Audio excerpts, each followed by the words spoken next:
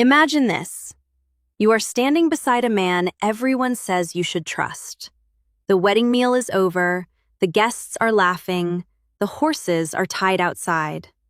Lantern light spills across the yard. People smile when they look at you. They tell you how blessed you are, how fortunate, how proud your family must feel. And yet, beneath the white prayer covering pinned carefully to your hair, something feels wrong. Not nervous, not uncertain, wrong. You have spent months convincing yourself that the feeling would disappear. You told yourself it was fear, cold feet, a lack of faith. But now it is your wedding night. There is nowhere left to hide from the truth. Then he says something. One sentence, just a few words. And suddenly you realize the man you married is not the man everyone believes he is, including you. That was the night I ran. My name is Naomi. I grew up Old Order Amish in a conservative community in Pennsylvania. I was born into a family that believed deeply in church authority, family duty, and obedience to God. My parents were respected members of our district. We were not wealthy, but we were known as dependable people who followed the rules. I spent nearly 24 years inside that world. I attended Amish school. I traveled by buggy. I wore plain clothing. I prepared for baptism and church membership exactly as I was expected to. For most of my life, I believed I understood the people around me. I believed I understood the man I married. I was wrong.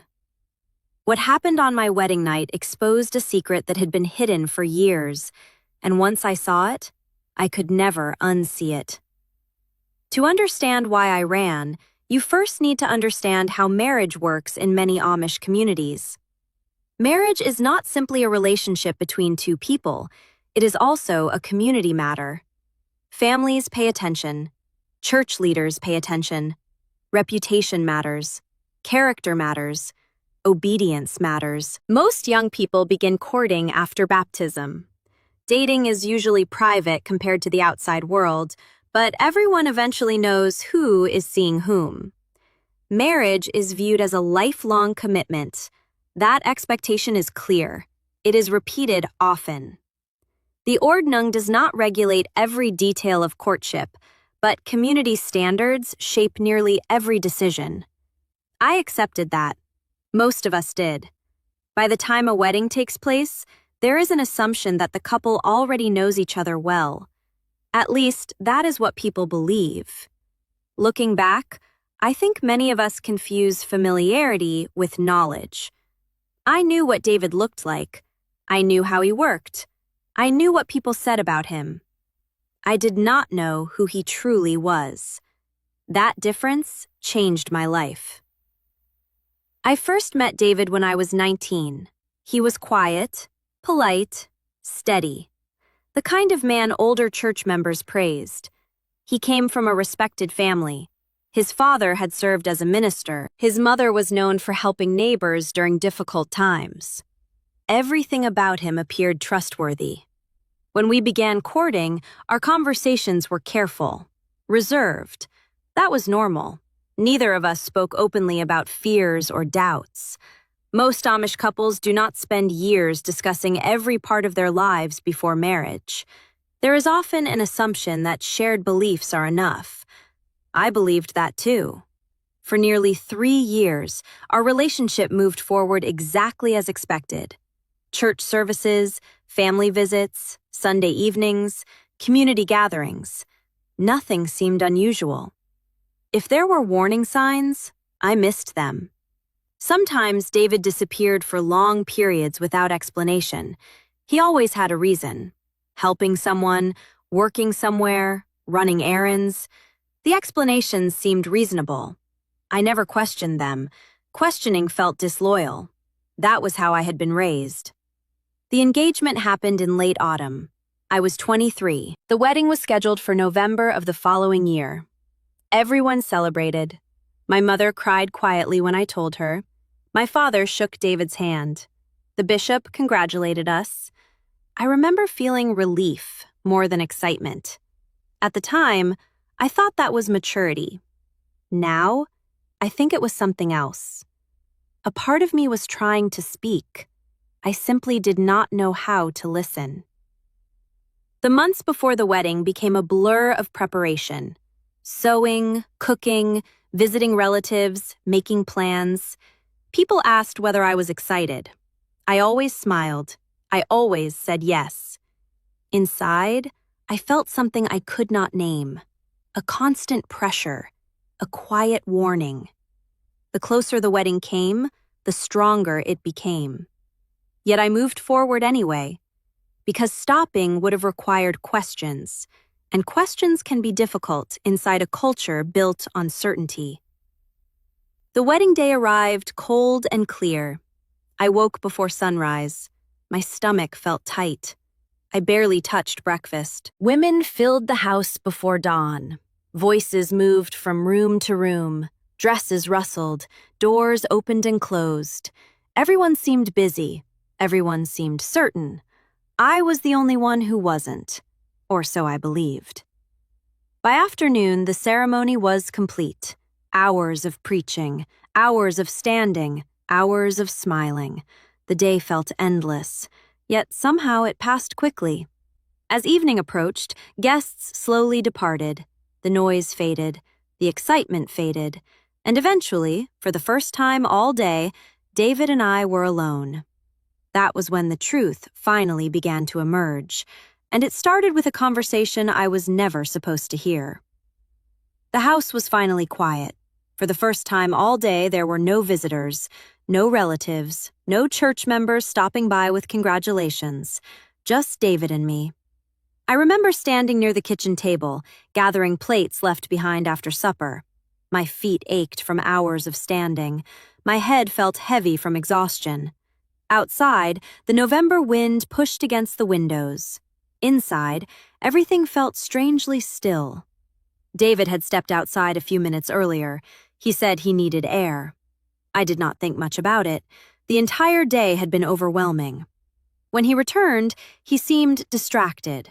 Not nervous, not excited, distracted. He kept looking toward the window, checking the darkness outside, listening. At one point, I asked if something was wrong. He smiled, then quickly looked away. "No," he said, "just tired." I wanted to believe him. Instead, the feeling I had carried for months returned stronger than ever. A little later, he walked into another room. The door did not fully close behind him. I wasn't trying to listen. I wasn't searching for secrets. But then I heard his voice. Soft, careful, different. At first, I thought he was speaking to himself. Then I realized he was talking to someone. I moved closer without thinking, just one step, then another. The words that followed made no sense. Not at first. I heard him mention a name I didn't recognize. Then he laughed, a nervous laugh, the kind people use when they are afraid. A woman's voice answered him. I froze. There was a telephone in the room. That alone wasn't unusual. Some Amish homes had access to community phones or phones located in nearby structures. But what I heard next was different. The woman asked when he planned to leave. Leave. The word caught my attention immediately. Leave where? David lowered his voice. I couldn't hear every sentence, only pieces. Pieces were enough. I can't stay. I've waited long enough. Soon. Then I heard something else. Something that made my stomach drop. The woman called him Michael, not David. Michael. For a moment, I thought I had misunderstood. Maybe she had said another word. Maybe I was tired. But then he answered, without correcting her, without hesitation, as if Michael was his name. I stood there trying to understand what I had heard. Nothing fit. Nothing made sense. When the conversation ended, I hurried back to the kitchen before he could see me. My hands were shaking. I told myself there had to be an explanation. There always was. Yet every explanation felt weaker than the one before. About 20 minutes later, David came back. He sat at the table. Neither of us spoke. The silence stretched between us.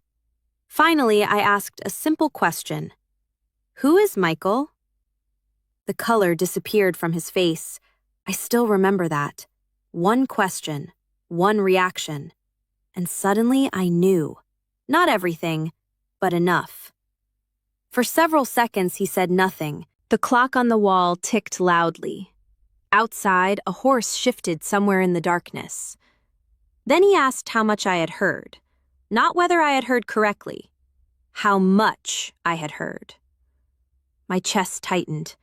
I sat down slowly. I remember staring at the wood grain on the table because looking directly at him felt impossible. "What is happening?" I asked. His answer came in pieces, slowly, reluctantly, as though every sentence hurt. Years earlier, before I met him, he had spent time working near non-Amish communities, more time than anyone realized. He had formed relationships outside the Amish world. He had begun living two separate lives, one life inside the community, another outside it. Different clothes, different friends, different habits, different identity. Michael. That was the name he used beyond the community. I listened without interrupting. The room felt cold. My exhaustion disappeared. Fear replaced it. Then came the part that changed everything. The woman on the telephone was not a friend. She was not a coworker. She was someone he had been involved with for years. Years. Including most of the time we had been courting. Including our engagement. Including the weeks leading up to the wedding. I felt numb. Not angry. Not yet. Just numb. The person sitting across from me suddenly felt unfamiliar, like a stranger wearing a face I recognized. I asked why he had married me. His answer remains one of the hardest things I have ever heard. He said he thought marriage would solve the problem. He believed that if he committed fully to Amish life, the other part of his life would disappear. He thought the wedding would fix him. Instead, it exposed everything. I remember looking at my wedding dress hanging nearby. Only hours earlier, people had celebrated our future. Now I was learning that future had been built on a secret. The pressure inside my chest became almost unbearable. I stood up, walked toward the window, looked into the darkness. For months, I had ignored every warning, every doubt, every uneasy feeling. Now they all returned at once. And for the first time, I understood they had been trying to protect me. David continued talking, explaining, apologizing, justifying. The words blurred together. One thought kept repeating inside my head. I cannot stay. I cannot stay. I cannot stay. Then he told me something that made the decision unavoidable. The woman expected him to join her within days, and part of him still wanted to go. At that moment, I realized my marriage had lasted only a few hours. Everything before that had been a promise. Everything now was reality. I walked to the bedroom, picked up a small bag, and began placing my things inside. That was the moment David understood I was leaving, and his reaction revealed a truth even more painful than the secret itself. David watched me place clothes into the bag. At first, he seemed confused, as though he had expected tears, or shouting, or a long argument.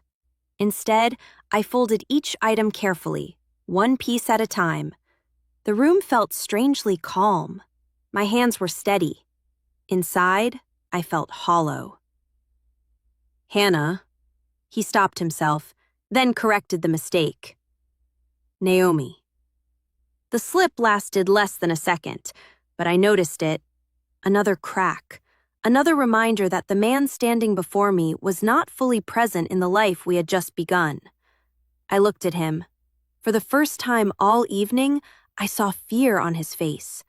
Not fear of losing me. Fear of consequences. Fear of what would happen when others learned the truth. "Please stay until morning," he said. "Just until morning." I remember those words clearly, not because they were cruel, because they revealed what mattered most: appearances. The wedding had ended only hours earlier. Guests would begin talking immediately if they discovered the bride had disappeared during the first night.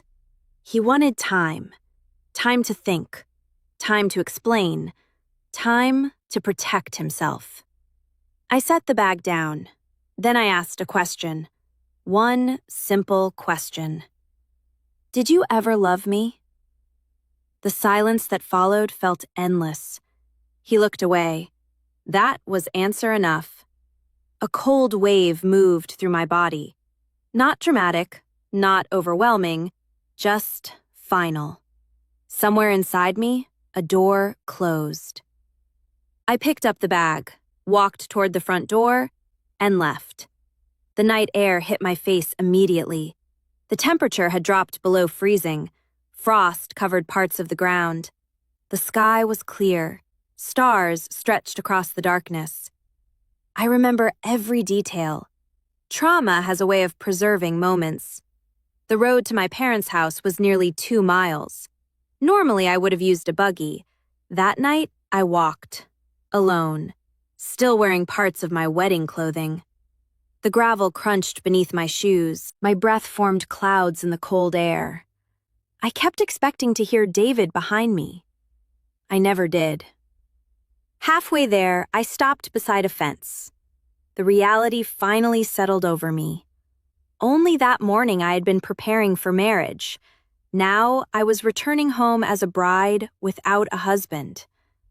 I stood there for several minutes, not crying, not speaking, just trying to understand what had happened. The world felt unfamiliar. When I finally reached my parents' house, every light was off. It was after midnight. I knocked once, then again. A few moments later, my father opened the door. The expression on his face changed immediately. He looked at the bag, then at my clothing, then at me. Something was wrong. He knew it instantly. My mother appeared behind him. Neither asked questions right away. They simply